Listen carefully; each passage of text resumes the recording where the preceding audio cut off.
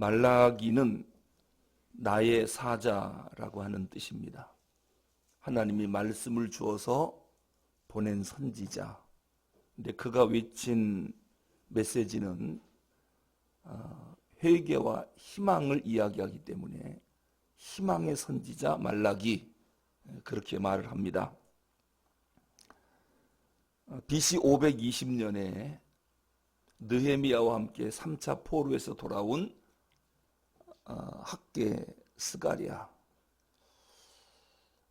520년 1차 수룹바벨이죠. 수룹바벨과 함께 1차로 돌아온 학계와 스가랴가 성전을 건축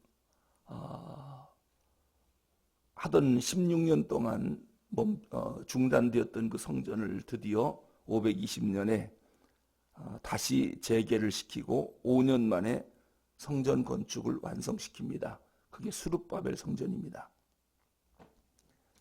그런데 그로 한 85년 정도 지났는데 BC 430년이죠. 말라기 선지자를 하나님이 보내서 너희들 무너진 성전을 다시 건축하고 그 성전에서 어떻게 결단을 했느냐. 3가지 결단했잖아요. 수문 앞 광장에서 성벽 봉헌식 할 때 그때 부흥 강사가 에스라였습니다. 총독은 느헤미야였고요. 우리가 안식일을 범하지 않겠습니다. 11조를 범하지 않겠습니다. 이방 결혼을 안 시키겠습니다. 이 3가지가 이스라엘을 망하게 하고 바벨론 포로로 끌려가게 한 대표적인 죄입니다. 그래서 그들이 다시는 그런 짓을 않겠다고 에스라가 율법을 낭독할 때 백성들이 다 일어서서 아멘 아멘 눈물 흘리며 회개하고 결단을 했던 것입니다. 그런데 이게 80년이 안 가는 거예요. 시간 지나니까 또 백성들이 언제 우리가 회개했느냐 새카맣게 잊어먹고 또 죄를 짓기 시작합니다. 그래서 하나님이 말라기 선지자를 보내실 수밖에 없었죠. 그래서 1장과 2장은 회개를 선포하는데요. 6편의 설교 가운데 1장이 2편의 설교, 2장이 2편의 설교, 3장이 1편의 설교, 그리고 마지막 4장에 1편의 설교가 또 나옵니다. 근데 회개를 하는데 먼저 지도자의 죄를 지적을 합니다. 지도자의 죄. 그리고 이어서 백성들의 죄를 지적합니다. 지도자는 4가지 죄를 지적하죠. 물론 백성들도 4가지 죄를 지적합니다. 그게 1장, 2장 전체의 내용입니다. 우리가 어제까지 살펴봤습니다. 지도자가 어떤 죄를 저질렀느냐? 불경건한 삶을 산다. 여호와의 이름을 아주 멸시한다. 그걸 회개하라는 거예요. 2번째는 헌신이 없는 예배, 희생이 없는 예배. 그리고 3번째는 돈을 위한 사역. 제사장들이 제사를 지내면서 이권에 개입이 돼서 하여튼 돈 생기는 거는 다 챙기는 거예요. 이러다 보니까 하나님께 드리는 온전한 제물이 전부 병든 것들, 다리 저는 것들, 그렇지 않아도 곧 죽을 것들, 이런 걸 모아놨다가 흠도 티도 없는 제물을 갖고 오면 바꿔치기를 하는 겁니다. 아무래도 죽일 거니까 좋은 거 놔두고 나쁜 제물을 하나님께 바치는, 헌신이 없는 그 돈을 위한 사역을 하고 있습니다. 하나님이 그것을 보고 크게 진노한 거예요. 그 다음에 4번째는 모범이 없는 삶. 도대체 지도자들이 본을 보이질 않아요. 그러니 백성들이 어떻게 되겠습니까? 그래서 백성들도 지도자들을 따라서 하는 거거든요. 이 4가지 죄를 지적하고 나더니 오늘 우리가 읽은 본문에 보면 이제 백성들의 죄도 지적을 합니다. 제일 먼저 지적하는 것이 2장 10절입니다. 10절을 보겠습니다. 백성들은 어떤 죄를 지적당하는가? 우리는 한 아버지를 가지지 아니하였느냐? 한 하나님께서 지으신 바가 아니냐? 어찌하여 우리 각 사람이 자기 형제에게 거짓을 행하여 우리 조상들의 언약을 욕되게 하느냐. 형제들끼리 불화, 형제들끼리 싸우는데 이거를 지금 지적을 하는 겁니다. 다시 말씀드리면, 아니 너희들 하나님을 아버지라고 부르지 않느냐? 그렇죠. 여러분, 오늘 우리도 하나님 아버지, 다 하나님을 아버지라고 부르잖아요. 그리고 아버지라고 부르는 순간 우리 모두는 한 형제, 한 자매가 되는 거예요. 그렇죠? 김 집사, 이 집사 성이 다르지만 둘 다 하나님을 아버지로 부르니까 둘은 형제가 아니에요, 자매가 아니에요. 그런데 왜 그렇게 싸우느냐는 거예요. 형제들과의 불화, 이게 말라기 시대의 특징이에요. 교인들끼리 그렇게 싸우고 그렇게 갈등이 일어나고, 하나님과의 수직적인 관계는 너무너무 잘 맺어요. 하나님 영광 받으시옵소서, 죽도록 충성하겠습니다. 잘 맺었는데 수평적인 관계, 형제와의 관계는 불화의 관계예요. 그래서 말라기 선지자를 통해서 하나님이 그걸 책망하는 겁니다. 우리는 한 아버지를 가지지 아니하였느냐? 한 하나님께서 지으신 바가 아니냐? 어찌하여 우리 각 사람이 자기 형제에게 거짓을 행하여 우리 조상들의 언약을 욕되게 하느냐? 여러분, 교회에서 보면 성도들이 왜 교회를 떠날까? 성도들끼리 불화합니다. 갈등, 싸움입니다. 그래서 교회를 떠납니다. 이게 무슨 본질적인 무슨 내용에 문제가 있어서 떠나는 사람은 거의 없고요. 어떤 감정적 싸움을 하다가 그거 보기 싫어서 갈등을 일으키다가 시험 들어서 떠나는 경우가 많습니다. 수평적인 관계를 유지하지 못하는 거예요. 시편 133편 1절에 보면 형제가 연합하여 동거함이 어찌 그리 선하고 아름다운지. 성도들끼리 화합을 하고 연합하고 동거하고 사이좋게 지내는 거, 이것이 하나님이 볼 때 어쩌면 저렇게 아름답고 선할까. 그런데 그 성도들끼리 갈등이 일어나서 싸움을 하고 있다. 이것은 하나님이 크게 진노하는 일입니다. 형제들 사이에, 즉 성도들 간에 진정한 화목과 진정한 사랑과 진정한 교제가 결핍되어 있다.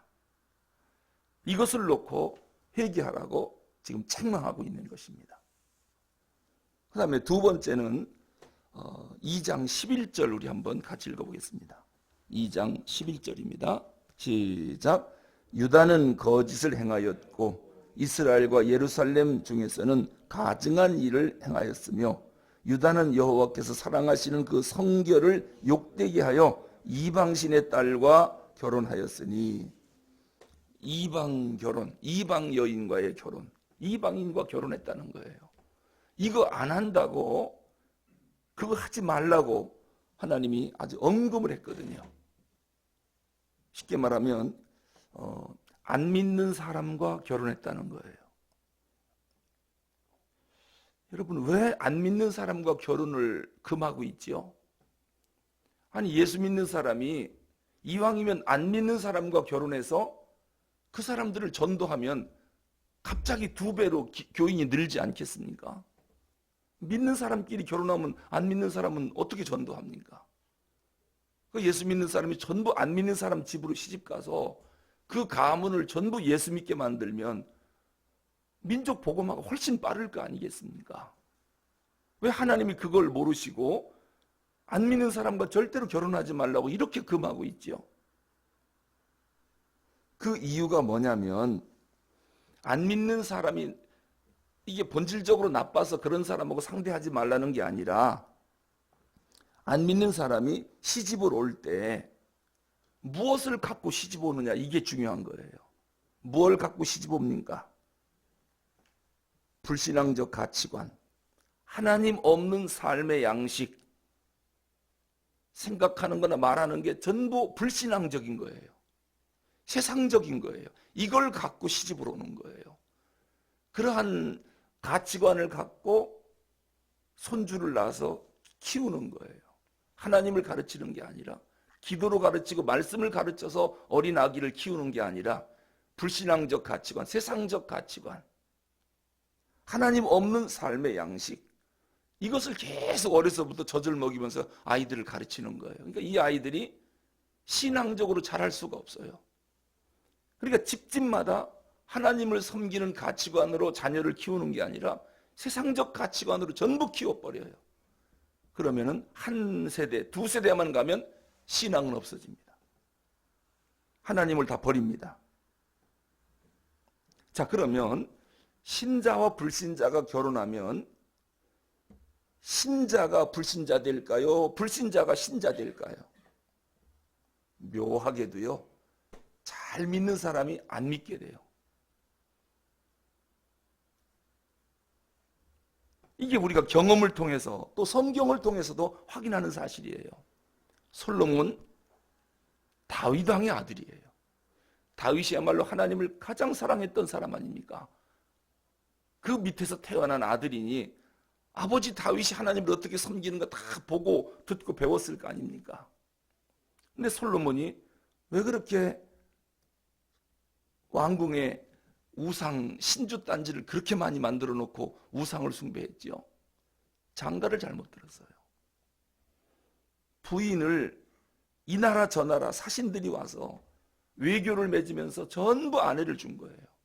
그러니까 이방신을 섬기는 여인들이 왕궁 안에 바글바글한 겁니다.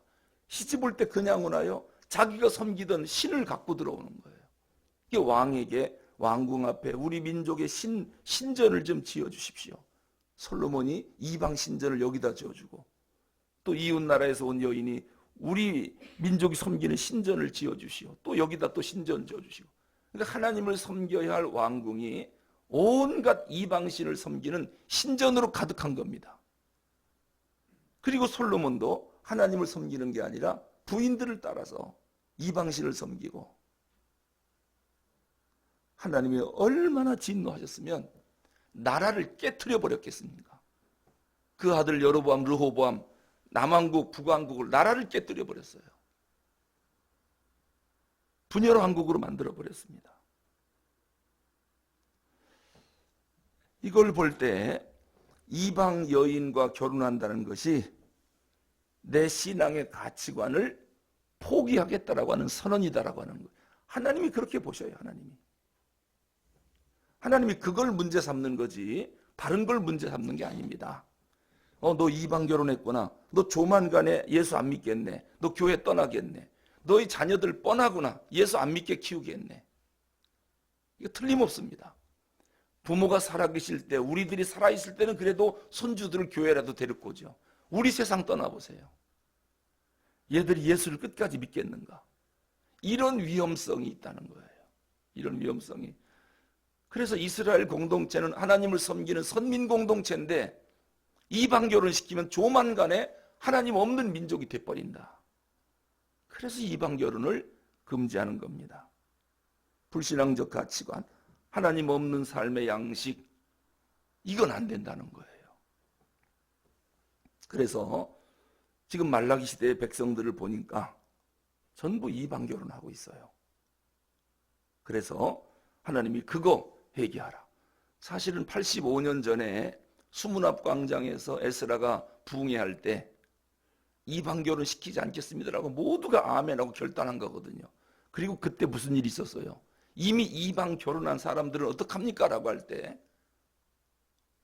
이방 여인들을 전부 본국으로 돌려보냈어요.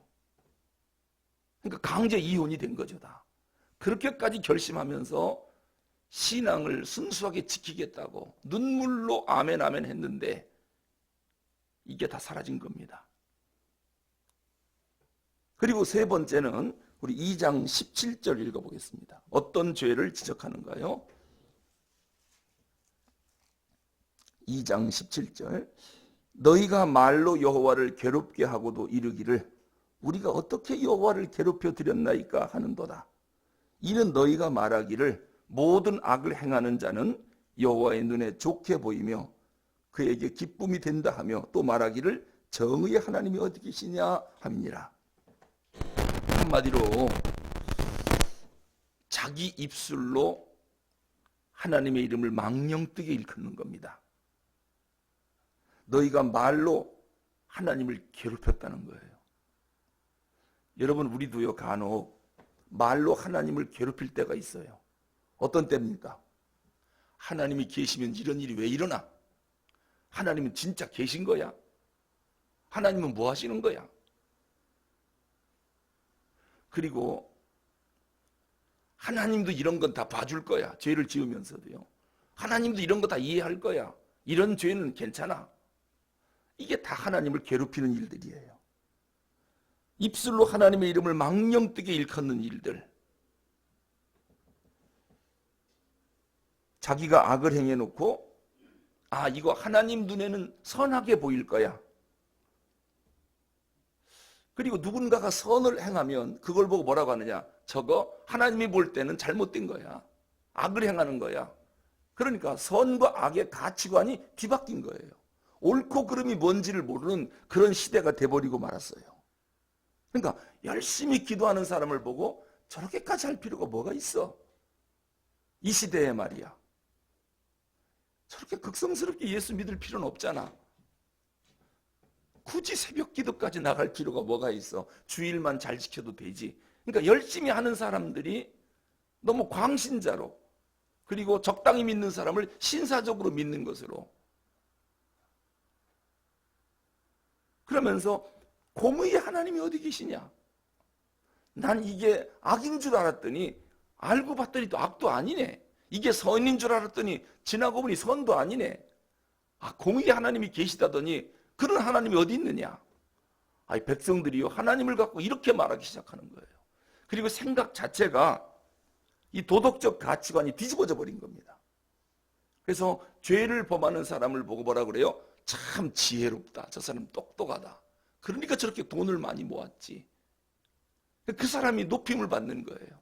악을 행했는데. 그런데 선하게 사는데 저렇게 살으니까 사람이 저렇게 가난하지, 저렇게 못 살지. 이거 뭐가 옳고 그른지 뒤죽박죽이 되는 겁니다. 요즘 우리 사회가 그렇지 않은가요? 과정은 생각지도 않고 결과만 뭔가 얻으면은 사람 참 똑똑하다, 영악하다. 아무래도 저 착하니까 하나님이 복 줬겠지. 그러나 그렇지 못하고 힘들고 어렵게 살면 저 사람 저 악해서 저런 거 아니야. 그 사람은 선을 지키고 의를 지키기 위해서 스스로 고난의 길로 가는데 저거 뭐가 잘못된 거 아니냐. 이런 가치관으로, 그러니까 이러한 말들을 하나님이 들으실 때 하나님을 너무너무 괴롭힌다는 거예요. 너희가 말로 여호와를 괴롭게 하고도 이르기를 우리가 어떻게 여호와를 괴롭혀 드렸나이까.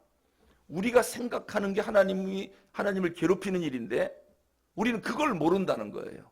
그게 하나님을 괴롭히는 건지를 모른다는 거예요.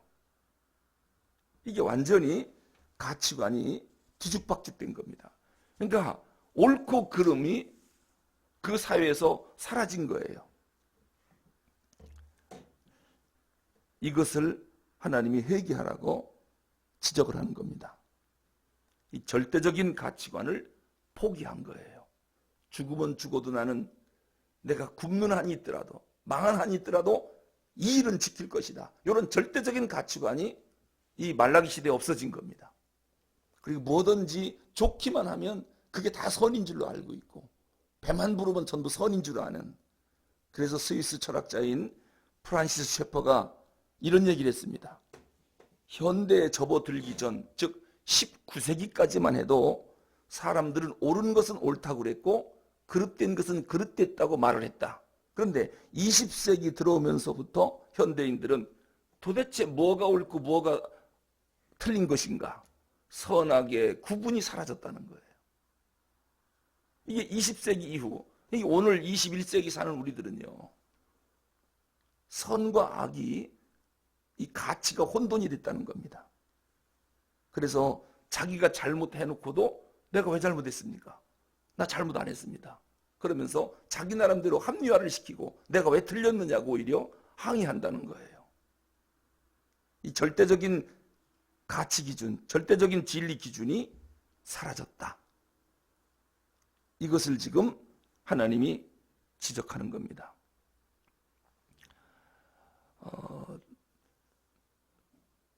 이 말라기 시대만 그랬나요?